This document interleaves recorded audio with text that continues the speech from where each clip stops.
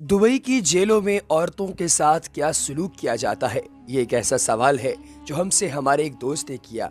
और उस लड़के ने सवाल इस वजह से किया क्योंकि हमने उसे एक क्लिप दिखाया था जिसके अंदर एक लड़की को, जो कि दुबई से ताल्लुक नहीं रखती, उसके साथ ऐसा टॉर्चर किया जा रहा था जिसको देखकर काफिर, यहूदी, नसरानी हर शख्स की चीखें निकल जाएं।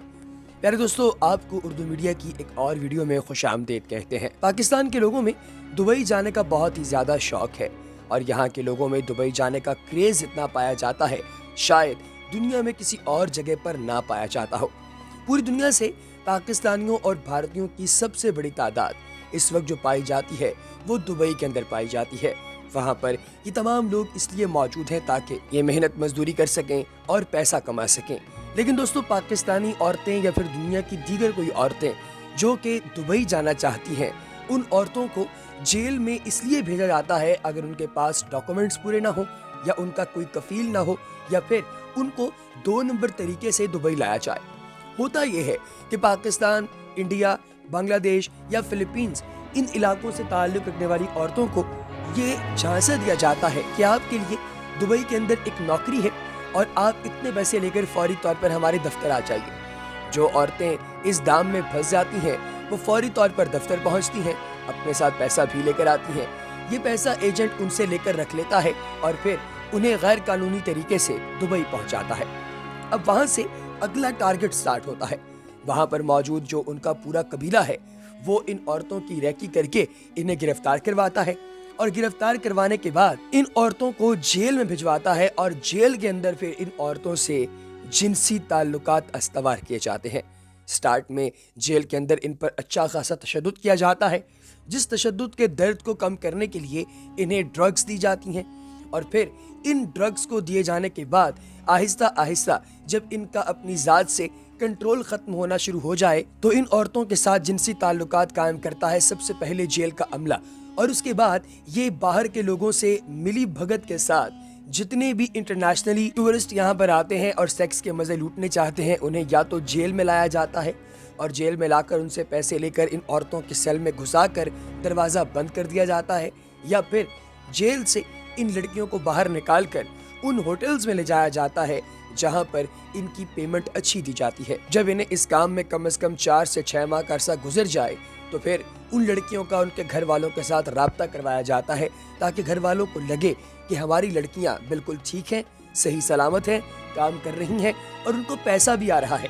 इस तरह फिर इन लड़कियों को आहिस्ता आहिस्ता डांस की तरबियत दी जाती है और मुख्तलिफ क्लब्स वगैरह के अंदर ले जाकर इनसे डांसेस करवाए जाते हैं। दोस्तों, ये स्टेप बाय स्टेप चलने वाला प्रोसेस है। अब तक लड़की इतनी ज्यादा इस गंदगी में धंस चुकी होती है कि यहाँ से बाहर निकलना उसके लिए इम्पॉसिबल होता है। आहिस्ता आहिस्ता इस लड़की को जैसे जैसे ढलती उम्र के साथ इदराक होता जाता है कि अब मैं इतनी हसीन नहीं रही और जवान नहीं रही कि पैसा कमा सकूं, तो फिर इस औरत से ये कहा जाता है कि ये इस तरह की नई आने वाली लड़कियों का मुकम्मल तौर पर बोझ उठाए, उनको भी ये सब कुछ सिखाए तो हम तुम्हें छोड़ देंगे। ये लड़कियां अमूमी तौर पर ये बात मान लेती हैं और फिर नई आने वाली लड़कियों की नायिका के तौर पर काम करती हैं और उनके पैसे पकड़ती हैं। दोस्तों, कुछ महीने पहले मैंने बरतानवी अखबार गार्जियन में 30 साला पाकिस्तानी हसन के हवाले से खबर पढ़ी। हसन उन 99 पाकिस्तानियों में से एक है जो कोरोना वबा के बाद से दुबई के मज़ाफ़ात में कायम एक तकरीबन खाली लेबर कैंप में फंसा हुआ है। इन लोगों के पास वतन वापस आने के लिए पैसे नहीं हैं, इनके पास खाने पीने तक के लिए पैसे नहीं बचे थे, जिसकी वजह से इन्हें भीख मांगने पर मजबूर होना पड़ा। इस वक्त वो फलाही इदारों के रहमो करम पर हैं जो लेबर कैंप में महसूर इन मजलूमों की मदद कर रहे हैं। वो जिस तामीराती कंपनी के लिए काम कर रहे थे उसने भी उनसे तमाम ताल्लुकात कता कर लिए हैं, यानी अब उनके बकाया जात मिलने की उम्मीद भी बहुत कम है। मैंने हसन की कहानी उस वक्त पढ़ी थी जब ये पहली मर्तबा शाया हुई थी। मुझे हैरत इस बात पर हुई कि इतना वक्त गुजरने के बाद भी वो अब तक वहीं फंसे हुए हैं और उनका पाकिस्तान वापस आना कोई आसान काम नहीं है। इसकी वजह सिर्फ कोरोना की वबा नहीं है, बल्कि वो एजेंट भी हैं जो इन्हें पाकिस्तान से अमारात लाए थे। गुज़िश्ता हफ्ते वीज़ों के हवाले से जो तहरीर हमने देखी, उसके रद्द-ए-अमल में लोगों को दरपेश नई मुश्किलात हमारे सामने आ रही हैं। यह नौजवान ज़र यूनिवर्सिटी पेशावर का ग्रेजुएट था और कोशिश के बावजूद इसे पाकिस्तान में नौकरी नहीं मिली। بالآخر دیگر لوگوں کی طرح اس نے بھی تگ ہار کر دبئی جانے کا فیصلہ کر لیا۔ اس وقت اس کی ملاقات علی نامی شخص سے ہوئی۔ علی کا کام ملک بھر سے نوجوان اکٹھے کر کے انہیں دبئی کا ویزا دلوانا تھا۔ وہ نوجوانوں سے وعدہ کرتا تھا کہ انہیں وہاں اچھی نوکریاں دلوائی جائیں گی۔ اس نوجوان کو دبئی بھیجنے کے لیے اخراجات پورے کرنے کی خاطر گھر کی خواتین کو اپنا زیور تک بیچنا پڑا۔ جب وہ دبئی پہنچا تو علی اور کچھ دوسرے ایجنٹ اس سے ایئرپورٹ پر ملے۔ انہوں نے اس نوجوان اور اس کے ساتھ آئے دیگر لوگوں کو کچھ عرصے کے لیے رہائش بھی فراہم کی۔ اس کے بعد انہیں ایک کمپنی میں لے جایا گیا جسے علی اور اس کے ساتھی چلاتے تھے۔ اس کے فوراً بعد انہیں ایک لیبر کیمپ میں کام کرنے کے لیے بھیج دیا گیا۔ اگرچہ اس سے ایک گریجویٹ کے لحاظ سے اچھی نوکری کا وعدہ کیا گیا تھا، لیکن اب وہ ایک لیبر کیمپ میں 7ویں دن روز 12 گھنٹے مزدوری کر رہا تھا۔ اس کا ویزا اور دیگر دستاویزات اسی کمپنی کے پاس ہیں۔ اسے ابھی تنخواہ بھی ادا نہیں کی گئی ہے اور اس کے پاس واپس جانے کے پیسے بھی نہیں ہیں۔ اس کے لیے واپسی کا راستہ آسان نہیں ہے کیونکہ وہ اپنے گھر والوں کو نہیں کر سکتا اور نہ ہی اس کے پاس اتنے پیسے ہیں کہ وہ ان تمام چیزوں کو ضائع کر دے۔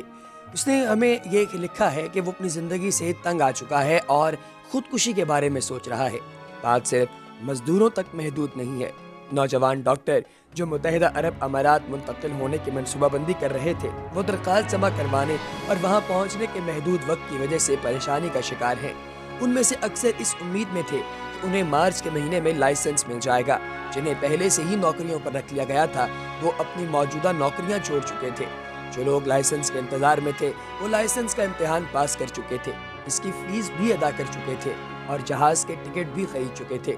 ان کاموں میں ان کا اچھا خاصا سرمایہ لگ چکا تھا، لیکن پھر کورونا آ گیا اور سارا نظام درم برم ہو گیا۔ وہ تمام لوگ جنہوں نے لائسنس کے لیے درخواست دی ہوئی تھی، ان کو کوئی جواب نہ ملا اور جیسے جیسے وقت گزرتا گیا، ان کی درخواستیں بھی مدت گزرنے کی وجہ سے منسوخ ہو گئیں۔